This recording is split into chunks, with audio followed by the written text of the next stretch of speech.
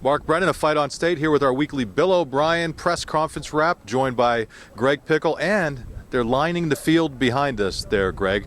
Hey, I want to say really good press conference today. Some significant information coming out. Starting with an injury report, I'll let you give the injury report. Yeah, I think that was probably one of the more laid back but informative press conferences we've had so far. So here's the deal on the injuries. Linebacker Mike Hall is day-to-day. Tight end Kyle Carter also day-to-day. Bill O'Brien said yesterday on the Big Ten Network Mike Hall would be probable. So I don't know yet if we'll see either of those guys Saturday.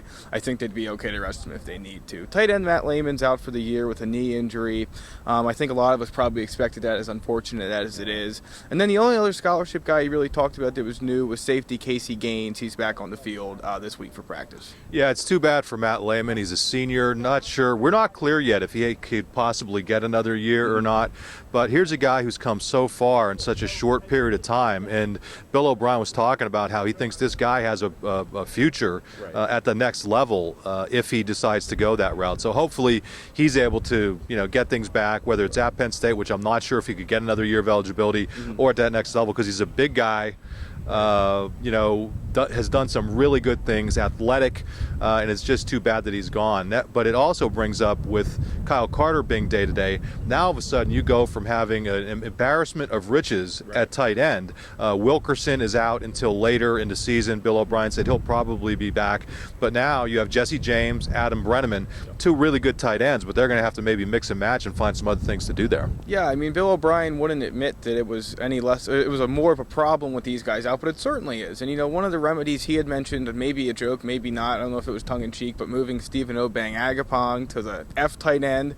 He quipped that he might practice there this week. Whether you want to take him at his word or not is up to you. But yeah, I mean, they're going to have to change some things around. He mentioned maybe a fullback slides to tight end. Obviously, Pat Zerbe is the only guy that could really do that. So he's a guy that comes to mind as well. But yeah, at some point here, it's either going to be less of a focus on the tight ends. He mentioned that they could get more running backs involved, more wide receivers involved. So it'll be interesting to see how this thing plays out, especially if Carter isn't able to go Saturday. It's going to be big. Yeah, I wouldn't be surprised if this means more action for a guy like Matt Zanolato, because he doesn't have tight end size, but he's a bigger receiver. And actually, on some of the special teams, when Lehman went out, or when Carter went out, Zanolato was in there doing some things. But they're going to have to figure some things out. Fortunately for them, they have an opponent this week in Eastern Michigan that's really been struggling the last couple years. So while he says Carter's day-to-day and Hull's day-to-day, you really wonder, will it make any sense to play these guys with some better teams coming up after that? Yeah, I don't think it does. He gave lip service to Eastern Michigan, talking about their schemes and what they'll throw at them. I don't really think it matters. I don't think they could throw anything at this Penn State team this Saturday here at Beaver Stadium that's going to make a difference. They're a young team. They had to come back from behind to beat Howard last week. I mean, they just don't have a whole lot. So it really doesn't make a whole lot of sense to run the Carters and the Halls and anybody else that's dinged up. Of course, he addressed those guys because they had symptoms in the game that made it pretty apparent. But we don't know if there was anybody else that might be dinged up as well. So I think you could see a lot of guys rest a little bit, maybe not play as many snaps as they would against a good team, and there's really no reason for it. I don't think Penn State will have any problem with this Eastern Michigan. Yeah, and there's probably not a lot of reason for us to break down Eastern Michigan or talk about what. I mean, they're frankly, the players in O'Brien weren't asked a lot of questions about it. Right. We may look like idiots if something Right. unfolds, but really I think the greater thing is to look backward. And one of the things that kind of caught my ear, so to speak, was the fact that Bill O'Brien was more critical of himself than he was of anybody else off of that Syracuse game, off of the opening 23-17 win over Syracuse. Said there were a lot of things that he could have done better. And one of the things that I found really interesting, I don't know about you, that he admitted on the first 4th and short that they converted, he thought it was first down. And then he went into a whole thing. I'm on a roll. It was like John Belushi. That part of it was funny, but I think it was very revealing that this is still a relatively young head coach, and he's not afraid to take issue with some of the things that he does and doesn't do. Right, yeah, I was very surprised he admitted that. We know Bill O'Brien to be sort of reserved in the things he says. He usually doesn't go into too much detail if he doesn't have to, and that was certainly one thing he didn't have to go into detail about, but he did. He said he thought it was a first down, and he took a lot of blame for other parts of the game as well. The run game, he mentioned that he had to coach better, that the line actually blocked well in his words. It was just that they need to coach better. Take away from that what you will, but overall, yeah, he took almost the Andy Reid approach to it. We got to put guys in better positions. We have to have a better game plan. But you're right, Mark. He definitely takes the brunt for a lot of things. Whether it's rightfully so or not is, again, up to the situation. But, yeah, he definitely came out and took a lot of that blame today.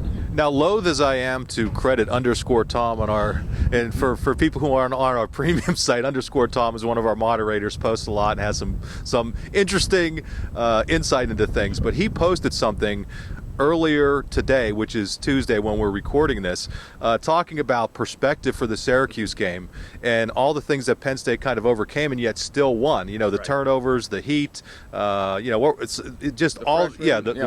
freshman, true freshman quarterback, a bunch of things. And I thought it was funny that in the press conference, O'Brien basically said the same thing. It's like, hey, there were some negatives, but if you look at that game as a whole, you really do have to put it in perspective. And I absolutely agree with him. You have a true freshman quarterback. You have the turnovers, which obviously you don't want the turnovers, but they happen in maybe a first game. Right.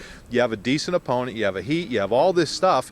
And they still, I never got the sense in that game that Penn State was going to lose. I really didn't. I always thought that they were pretty much in control. The defense stepped up. There were a lot of good things from that game, and I think he rightfully pointed to those. Yeah, absolutely. I mean, he sort of took the let's take a step back here approach, which we've heard him done a few times in the past. Sometimes he'll just stop and sort of give his thoughts on things, and that's what he did in that instance. But no, I think, one of the things I thought was interesting about that whole let's stop and look at this was the fact that he said it was 104 on the field. I think we all knew it was hot down there, but I don't know, maybe they said it on the broadcast, but it certainly wasn't known by us in the press box that it was 104 down there on the field. And you saw, especially a lot of you guys in the chat were asking, where's Amos, where's Barnes, where's this guy on every individual play? But it was 104 down there. You got to rotate guys or you're not going to have him out there for the fourth quarter. So, yeah, he definitely took an overview, so to speak, of the Syracuse game. And I think you're right, Mark. I agree with him as well. And Tom brought up very salient, good points. It's a situation where a lot of things could have went wrong and didn't. Yeah, and now they're in a situation kind of looking ahead that I think they can they get that first win out of the way. Mm-hmm. And you almost wonder if it won't be a little bit like last year when they finally, they get past the Virginia game, then they finally get their first win. And you could see where I think they could start to develop some momentum. I mean, it'll start this week, and then you have the remainder of the non-con. But I think that's a good win to kind of build with. Now, you talked about how hot it was on the field. I was having some fun when we were in the media room afterward, I was having some fun with the photographer saying, oh man, that press box, it was freezing in there. It was so darn cold. And they had some choice words from me. He was also asked, though, speaking about the post-game press conference, why he wanted to why he decided to go ahead and let Christian Hackenberg, true freshman, face the media, where we had not heard from a quarterback since Matt McGloin here in this stadium last year. And what were some of the things he said about Hack talking to us? Yeah, he was very straightforward about it. He said that he had talked to him about it before he came in there. I think the comment was cheese grater to a bald head or something along those lines. But, he was very straightforward about it. He wanted to give him the opportunity to speak and to be out there. He said he was going to talk to the media at some point anyway, so why make it wait any longer than he had to? But I think what plays into that, and Mark, you and I both know from doing some of the recruiting stuff, Christian Hackenberg knows how to handle himself in an interview room. And I think that has as much to do with it as anything. Not to point out different guys, but there's some freshmen on this team that might not do as well as Christian Hackenberg did with 40 media members surrounding a podium. But he handled himself well. He's proven to do so in the past. And so when O'Brien says, he felt like he was ready and he felt like there was no reason to delay it, well, there's a reason for that. It's that Christian Hackenberg can handle himself and articulate himself well in that type of atmosphere. Yeah, transitioning, Bill O'Brien said Hackenberg is the starting quarterback now, but that Tyler Ferguson has to be ready to play. Right. Other things of note, I keep using this cliche. What jumped out at you? I'm going to try to stop doing that. What else of note came out of this press conference? Sure. Well, I guess we'd start with the other oar on the depth chart. When we got it today, and I don't know if it'll be fixed by the time you guys see it online, but Gary Gilliam was listed as a starter at right tackle, not Adam Gress. And O'Brien was asked about that. He took a brief delay to look at the depth chart before clarifying that those two will both play Saturday. So maybe you can read into it a little bit that oar's not there. I don't think it was mistakenly mistyped, but I think you'll see both of those guys. That's maybe not something that's decided yet. But, something else that stuck out was the Sam Ficken talk. We've heard a lot about Sam Ficken, and it's almost ironic that last year at this time it was asking Bill O'Brien, why does he keep placing Sam Ficken on the field? Now it's asking him, why is he so good? And, O'Brien talked about that a little bit today. He talked about the Twitter thing. I know you had mentioned that on the boards in his post-game press conference, and he talked about that again today. And, he thought that was the best thing Sam Ficken could have went through, was getting that criticism and taking it to heart. But then coming through it, I think flying colors was the phrase he used, and Sam Ficken really has done that. So clearly they've seen some things jump out with him, and I guess we'll just venture off a little bit after O'Brien to DeQuan Jones. A lot of you guys that are Penn State alums, you're familiar with Wings Over, popular restaurant downtown. DeQuan Jones credits that with his weight problem. Yeah, we'll ask them for some advertising money when we're done doing that. But hey, in all seriousness, with DeQuan Jones, he talked about how important it was to get down to like 310 pounds, which he is now. So he's not eating that sort of stuff. He's eating a lot of vegetables and more healthy food, and he really credited that with him becoming that much better. Dialing back to Ficken for a second, was on the phone with him on a conference call earlier today, which is Tuesday as we tape this, and two things that he said that really have helped him. Number one, obviously working with Robbie Gould, he shortened his approach from 2.5 steps to 2. Then he said that half step, you were never sure how long that was going to be. So only having 2 has made it that much more consistent.